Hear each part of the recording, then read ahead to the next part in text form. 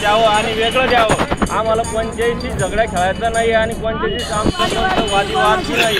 आमचं एकच म्हणणं आहे सरकारला की आम्हाला एक आरक्षण असं द्यावं की सगळ्याच्या पेक्षा अलग द्यावं आणि आम्हाला एकच मागणी आहे की सरकारने आम्हाला एसटी मधून आरक्षण द्यावं, हीच आमची मागणी आहे। आणि आमचा समाज खूप मागं राहिलेला आहे।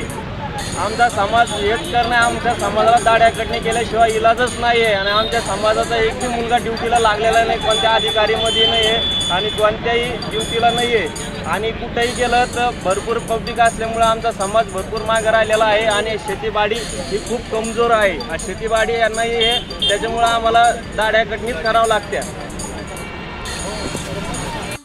खास तो साहेब तुम्हाला सांगू का, आतापर्यंत आम्ही जे समजा मायक्रो OBC-मध्ये आहे, आम्ही जो आतापर्यंत आम्हाला शासनाचा कोणताच लाभ मिळाला नाही आहे आणि आमचा समाज खूप वंचित झालेला आहे। यासाठी आम्हाला सरकारला एकच मागणी आहे की आमच्या ज्या मागण्या आहे या मान्य करून द्या। यासाठी आम्ही तीव्र आंदोलन करण्याचा इशारा दिलेला आहे। बरं, आता सरकारकडे तुम्ही शिष्टमंडळ जाणार आहे का, मुख्यमंत्र्याकडे जाणार आहे का? हो, आम्ही मुख्यमंत्र्यापर्यंत पण जाऊ शकतो असे आंदोलनामुळे। आपलं नाव? माझं नाव राजू नाही।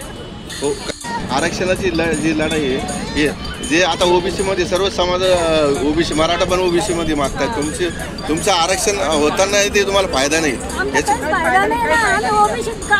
आम्ही 1990-मध्ये ST-मध्ये होतो, काही कालांना आम्हाला काही कारणास्तव त्यातून काढून टाकलं। तेव्हापासून तर आम्हाला कोणतेच फायदे नाही आहे।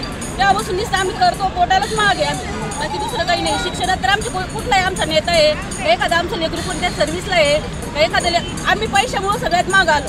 अच्छा, आणि आम्हाला सवलती पण नाही आहे। आता हे आरक्षणाची लढाई कुठपर्यंत चालणार आहे तुमची, काय? आम्हाला जोपर्यंत न्याय मिळत नाही तोपर्यंत। आपलं नाव? शासनाचा आतापर्यंत कोणताही लाभ मिळाला